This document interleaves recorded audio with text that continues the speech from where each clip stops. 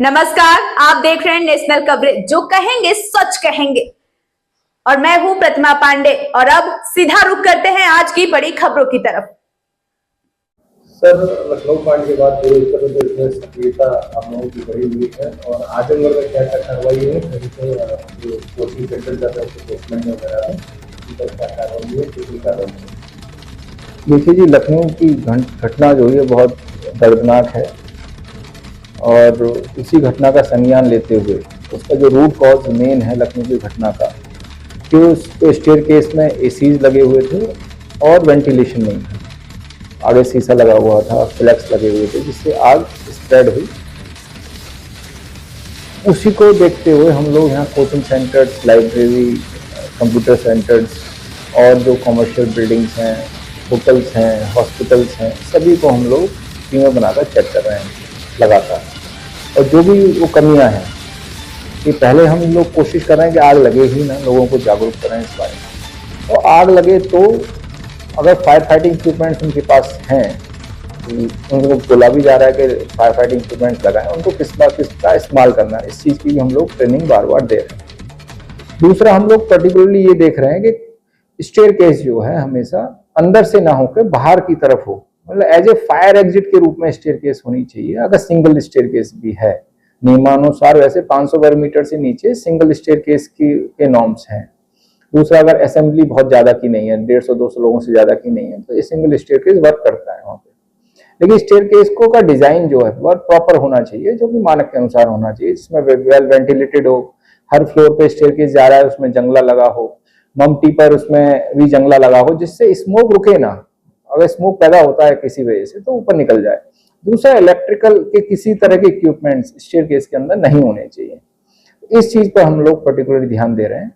Coaching centres पहले भी हम लोग बोलते आए हैं, करते आए हैं कि छोटे कोचिंग सेंटर्स हैं आजमगढ़ में काफी, जो मानक के अनुसार फायर के नहीं आते हैं, लेकिन फिर भी हम लोग को सुझाव के रूप में उन सबको नोटिस दे रहे हैं। डीआईओ साहब को हम एक चिट्ठी लिखने जा रहे हैं, जितने हमने अब तक करीब 100 के करीब कोचिंग सेंटर्स और लाइब्रेरी चेक किए हैं, तो जिनके भी उनकी लाइसेंसिंग अथॉरिटी है उनको हम लिख रहे हैं उनके बारे में कि फायर फाइटिंग इक्विपमेंट्स वो लगाएं उन कोचिंग सेंटर्स में। लेकिन बेसमेंट्स में कोचिंग सेंटर और ये लाइब्रेरीज अलाउड नहीं है। बेसमेंट्स हमेशा जो भी यूज होता है, या तो आप अगर मेडिकल के क्षेत्र से हैं तो वहाँ पे एक्सरे यूनिट्स, एमआरआई वगैरह लगा सकते हैं या ओपीडी कर सकते हैं।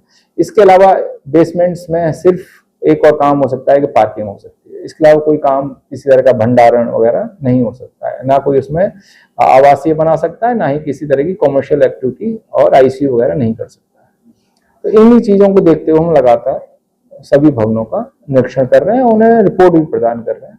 सर, फायर सिस्टम लगाए तो कई जगह पे लगाने को लोग लगा लेते हैं, लेकिन उसकी टेस्टिंग नहीं होती है, सालों साल वो बंद पड़े रहते हैं। इसके वजह से भी कभी कभी होता है कि आग जो है लग जाती है और सिस्टम काम ही नहीं करता है। इसको लेकर के क्या कोई अभियान? देखिए, आजमगढ़ में विशेषकर हम लोगों ने क्या किया है कि 1-2 टीमें लगातार बनाई हुई है हम लोगों ने, जिनका डेली का काम हम बिल्डिंग ऑनर से भी कहते हैं कि हमें इन्फॉर्म करें, जिनको भी अपने यहाँ ट्रेनिंग करानी है, और हम भी अपने जो डॉक्यूमेंटेशन के अकॉर्डिंग टीमों को भेजकर फायर फाइटिंग इक्विपमेंट्स को चलाना और उनका मेंटेन करने के लिए उन्हें प्रेरित करना भवन स्वामियों को, क्योंकि मेंटेनेंस तो हम नहीं कर सकते हैं, मेंटेनेंस का एक अलग प्रक्रिया है, तो कराएं हम लोग कहते रहते हैं। और लेकिन सिखाने का काम हम भी करते हैं और प्राइवेट एजेंसी के द्वारा भी उनके द्वारा सिखाने का काम किया जाता है, उसके लिए हम प्रेरित कर रहे हैं लगातार। सर, एक सवाल और, बिल्डिंग के जो स्ट्रक्चर है जिसको बिल्कुल पैक कर देते हैं, क्या ऐसा भी कोई निर्देश आप लोगों द्वारा जारी किया जा रहा है कि जो पैक करते थे जिसकी वजह से जो धुआं है, आग है, बाहर नहीं निकल पाती है और अंदर काफी समस्याएं बढ़ जाती? देखिए, इस समस्या का बहुत अच्छा सॉल्यूशन है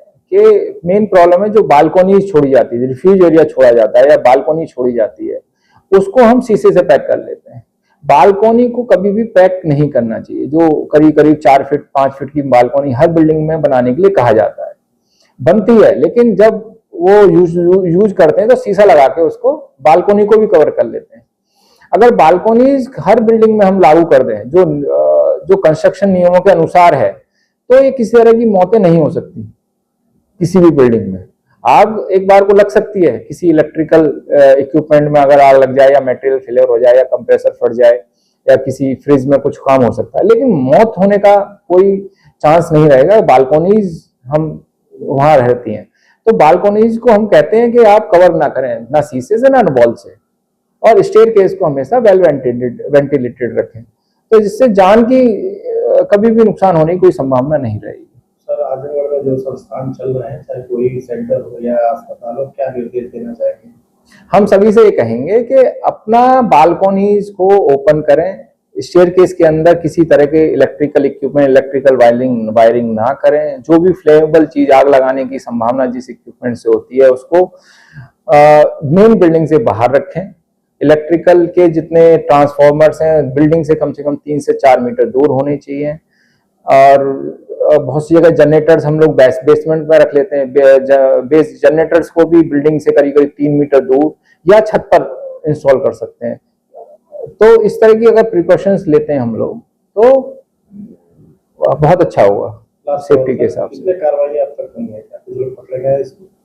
देखिए, कार्रवाई हम लगातार कर रहे हैं, हमारे इंस्पेक्शन लगातार चल रहे हैं, करीब 100 के करीब हमारे पास इंस्पेक्शन रिपोर्ट आ चुकी हैं। हम अब उनको कंपाइल करके विभिन्न डायरेक्ट भी दे रहे हैं जो बिल्डिंग ऑनर्स हैं, और कुछ डीआईएस साहब के माध्यम से, सीएमओ साहब के माध्यम से, और जो अपर शिक्षा अधिकारी होते हैं उनके माध्यम से भी हम लोग वो कर रहे हैं।